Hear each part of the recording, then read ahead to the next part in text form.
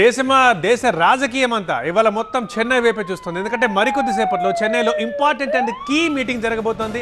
అదే డీలిమిటేషన్ పై అఖిలపక్ష సమావేశం. నియోజకవర్గాల పునర్విభజనతో జరిగే నష్టంపై ప్రధానంగా ఇందులో చర్చించబోతున్నారు. తమిళనాడు సీఎం స్టాలిన్ అధ్యక్షతన ఈ సమావేశం జరుగుతోంది. డీలిమిటేషన్తో పాటు భాషా ఉద్యమాన్ని కూడా హైలైట్ చేస్తున్నారు స్టాలిన్. అతిథులు కూర్చునే స్థానాల్లో ఆయా ప్రాంతీయ భాషల్లోనే పేర్లు రాశారు. అఖిల పక్షానికి వచ్చిన తెలంగాణ, కేరళ, పంజాబ్ సీఎంలు వచ్చారు. ఇక కర్ణాటక నుంచి మీటింగ్కి హాజరయ్యారు డిప్యూటీ సీఎం డీకే శివకుమార్. ఇటు తెలంగాణ నుంచి సీఎంతో పాటు మహేష్ గౌడ్, ఎంపీలు మల్లు రవి అండ్ అదేవిధంగా బీఆర్ఎస్ నేతలు కేటీఆర్, జగదీష్ రెడ్డి, నిరంజన్లు కూడా హాజరయ్యారు. అఖిల పక్షంలో కొన్ని ఆసక్తికర సన్నివేశాలు మనం చూస్తున్నాం స్క్రీన్ మీద. అతిథులందరినీ పేరు పేరున పలకరించారు తమిళనాడు సీఎం స్టాలిన్. వారికి శాల్వాలు కప్పి సన్మానించారు, ఆహ్వానించారు సమావేశానికి. ఇక జనాభా ప్రాతిపదికన డీలిమిటేషన్ చేస్తే దక్షిణాదికి నష్టం జరుగుతుంది అన్న వాదన ముందు నుంచే ఉంది. దక్షిణాది తరహాలోనే జనాభా నియంత్రణ పాటించడం వల్ల లోక్సభ సీట్లు మరికొన్ని రాష్ట్రాల్లో కూడా తగ్గుతాయనే లెక్కలున్నాయి. ఈ నేపథ్యంలోనే ఇవాల్టి మీటింగ్ కీలకంగా మారింది. మరి నేతలంతా ఎలాంటి ఉమ్మడి కార్యాచరణ ప్రకటిస్తారనేదే చూడాలి. ఇదే ఇప్పుడు ఇంట్రెస్టింగ్ అండ్ ఇంపార్టెంట్. సౌత్తో పాటు పంజాబ్ నుంచి సీఎం భగవంత్ సింగ్ మాన్, ఒడిశా నుంచి బీజేడీ ప్రతినిధులు కూడా ఈ మీటింగ్కి హాజరయ్యారు.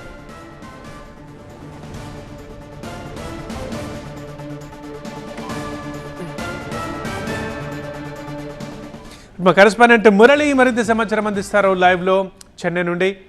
మురళి, సో దీంట్లో అసలు ఆహ్వానం పలకడము, శాల్వాలు కప్పడం అంటూ పేర్లు కూడా ఆయా భాషల్లోనే రాయడం అంటే ఇక ఎజెండా ఏంటో క్లియర్గా స్టాలిన్ ఫస్టే చెప్తున్నట్లుగా తెలుస్తోంది. సో ఇక ఎప్పుడైతే మీటింగ్ స్టార్ట్ అయిందా? అంటే ఇక్కడ ఈ నియోజకవర్గాల పునర్విభజన అంశం తెరపైకి రాకముందే, ఈ అంశంపై పోరాటం మొదలు కాకముందే భాషపై ముందు నుంచి కూడా తమిళనాడులో ఉన్నటువంటి రాజకీయ పార్టీలు, డిఎంకే పార్టీ వైఖరి కానీ తమ భాష అంటే తమకు ఉన్నటువంటి అభిమానం ఏ విధంగా ఉంటుందో చాటి చెప్పే ప్రయత్నం అనేక సందర్భాల్లో చేశారు. అలాగే మిగిలిన భాషలను, ప్రాంతీయ భాషలు కూడా మేము గౌరవిస్తామని చెప్పడం కోసమే ఇక్కడ సమావేశానికి వచ్చినటువంటి అందరి పేర్లు కూడా ఆయా ప్రాంతీయ భాషల్లో నేమ్ బోర్డులుగా ఏర్పాటు చేయడం అనేది మనం చూడొచ్చు. సో ఇదే విషయం అందరికీ చెప్పడం కోసం జాతీయ స్థాయిలో హిందీ వ్యతిరేకిస్తూ హిందీ మాపై బలవంతంగా రుద్దొద్దని చెప్పే ప్రయత్నం ఈ మధ్యలో ఏవైతే జరిగిందో, సో ఇవాళ జరిగేటువంటి సమావేశంలో కూడా వారందరినీ కూడా ఆ భాషలను గౌరవిస్తూ నేమ్ బోర్డ్స్ని ఏర్పాటు చేసినటువంటి పరిస్థితి చూసాం. ఇక షెడ్యూల్లో ముందుగా సమావేశం 10 గంటలకు అని చెప్పారు. సరిగ్గా 10 గంటలకు సీఎం స్టాలిన్ హోటల్కి చేరుకున్నారు. నిన్నటి నుంచే ఇక్కడికి వచ్చినటువంటి వివిధ పార్టీల నేతలు, ఆయా రాష్ట్రాల ముఖ్యమంత్రులు అందరూ కూడా ఐటీసీ చోళాలోనే బస చేస్తున్నారు. సో సమావేశానికి సరిగ్గా 5 నిమిషాల ముందు సీఎం స్టాలిన్ ఇక్కడికి చేరుకున్నారు. వచ్చిన వెంటనే సమావేశం జరుగుతున్నటువంటి హాల్లోకి వచ్చిన తర్వాత ఆయా పార్టీల నేతలు, అలాగే ముఖ్యమంత్రులు రేవంత్ రెడ్డి, అలాగే పినరయి విజయ్ కేరళ సీఎం, అలాగే పంజాబ్ సీఎం అందరినీ కూడా పేరు పేరున పలకరించారు. అలాగే బీఆర్ఎస్ సంబంధించినటువంటి వర్కింగ్ ప్రెసిడెంట్ కేటీఆర్ను కూడా ఆయన ఆహ్వానించి అందరినీ కూడా శాలువాలతో సత్కరించిన తర్వాత సమావేశం అనేది మరికొద్ది నిమిషాల్లోనే ప్రారంభం కాబోతుంది. సో ప్రారంభమైన తర్వాత ముందుగా సీఎం స్టాలిన్ అధ్యక్షతన సమావేశం జరుగుతుంది కాబట్టి ముందుగా ప్రారంభ ఉపన్యాసం చేస్తారు.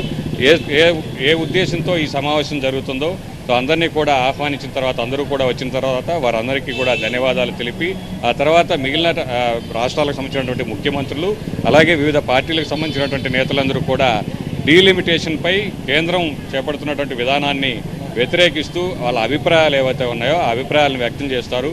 సో మొత్తం సమావేశం చివరిలో ఇదంతా కూడా ముందుగా తమిళనాడులో ఈ వ్యతిరేకత అనేది మొదలైంది. తమిళనాడు సీఎం స్టాలిన్ ముందుగా దీనిపై, ఈ అంశంపై వ్యతిరేకతను తీసుకొచ్చారు. కేంద్రంపై పోరాటం చేయాల్సినటువంటి అవసరం ఉంది కాబట్టి మిగిలినటువంటి ప్రాంతీయ పార్టీలన్నీ కూడా దక్షిణాదిలో ఉన్నటువంటి రాజకీయ పార్టీలు, అలాగే జనాభా ప్రాతిపదికన నియోజకవర్గాల పునర్విభజన జరిగితే నష్టం జరిగేటువంటి రాష్ట్రాలు కూడా ఈ పోరాటంలో పాలుపంచుకుంటే ఖచ్చితంగా కూడా మనం విజయం సాధించవచ్చు అన్నటువంటి విషయాన్ని ఆయన చెప్తూ ఒక వీడియోని విడుదల చేశారు. అన్ని రాష్ట్రాలకు సంబంధించినటువంటి అన్ని పార్టీలకు సంబంధించి అందరినీ కూడా ఆహ్వానించినటువంటి పరిస్థితి. అయితే ఈ సమావేశంలో అందరూ అభిప్రాయం చెప్పిన తర్వాత కేవలం ఒక రాష్ట్రం పోరాటం చేస్తే ఫలితం ఉండదు, అందరూ కలిసి పోరాటం చేస్తే ఖచ్చితంగా మనం అనుకున్నది సాధించవచ్చు. ఈ పోరాటం అనేది ఎంపీ సీట్ల కోసం కాదు, తగ్గిపోతున్నటువంటి ఎంపీ సీట్ల కోసం మాత్రం కాదు, ఈ ఆయా రాష్ట్రాల ప్రజలకు సంబంధించినటువంటి ఆత్మాభిమానానికి సంబంధించినటువంటి పోరాటం ఇది. అందరూ కూడా కలిసి పోరాటం చేయాలని జేఏసీగా ఏర్పడి ఒక ఉమ్మడి కార్యాచరణ రూపొందించుకున్న తర్వాత రేపటి నుంచి ఏ విధంగా దీనిపైన పోరాటం చేయాలి. కేంద్రం తీసుకున్నటువంటి నిర్ణయాన్ని మరొక 30 ఏళ్ల పాటు కూడా నియోజకవర్గాల పునర్విభజన అనేది జరగకూడదు. జరిగితే దక్షిణాదిన ఉన్నటువంటి రాష్ట్రాలని కూడా నష్టపోయేటువంటి అవకాశం ఉంది. ఖచ్చితంగా బీజేపీ చెబుతున్నప్పటికీ ఆ ప్రాతిపదికన తీసుకుంటే మాత్రం పార్లమెంటు స్థానాల సంఖ్య అనేది తగ్గిపోతుంది. రానున్నటువంటి రోజుల్లో కేంద్రంలో ప్రభుత్వం ఏర్పాటు అవ్వాలంటే కేవలం ఉత్తరాది రాష్ట్రాల్లో ఉన్నటువంటి సభ్యులతోనే పార్టీలను ప్రభుత్వాలను ఏర్పాటు చేసేటువంటి పరిస్థితి ఉంది. కాబట్టి తమకు ప్రాతినిధ్యం తగ్గిపోతుంది, తమకు హక్కులు లేకుండా పోతాయి. అలాగే పదవుల విషయాలు అన్ని విషయాల్లో కూడా ప్రజలకు కూడా నష్టం జరుగుతుంది. కాబట్టి దీనిపైన అన్ని పార్టీలు కలిసి రావాలి. దానికోసం ఒక ఉమ్మడి కార్యాచరణ రూపొందించిన తర్వాత అందరూ కలిసి చేసేటువంటి పోరాటాలు, అలాగే ఆయా రాష్ట్రాల్లో కేంద్రంపై ఒత్తిడి తెచ్చేలా ఏమేమి కార్యక్రమాలు చేపట్టాలనేది ఒక కార్యాచరణ ఇక్కడ నిర్ణయించేటువంటి అవకాశం ఉంది.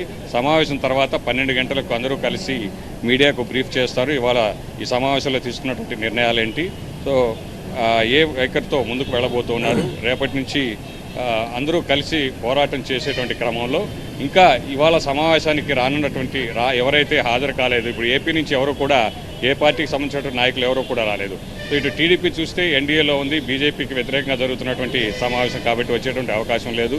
అలాగే వైసీపీకి ఆహ్వానం అందినప్పటికీ వైసీపీ నుంచి కూడా ఎవరు ఈ సమావేశానికి హాజరు కాలేదు. సో ఇంకా రానటువంటి వారికి మరొకసారి విజ్ఞప్తి చేస్తారా పోరాటంలో కలిసి రావాలని, లేదంటే ఈసారి మరొక సమావేశం ఉంటుందా, ఉంటే ఆ సమావేశం ఎక్కడ ఏర్పాటు చేశారు? ప్రస్తుతానికి దక్షిణాది రాష్ట్రాలకు సంబంధించినటువంటి ఈ సమావేశం స్టాలిన్ నేతృత్వంలో స్టాలిన్ పిలుపు మేరకు చెన్నైలో జరిగింది. అయితే మరొకసారి సమావేశం ఉంటే వేరొక రాష్ట్రంలో ఏర్పాటు చేసేటువంటి అవకాశం ఉందా? ఈ విషయాలన్నీ కూడా క్లారిటీ వచ్చేటువంటి అవకాశం ఉంది మీడియా ముందుకు వచ్చి అందరూ కూడా బ్రీఫ్ చేసిన తర్వాత. రైట్ మురళి.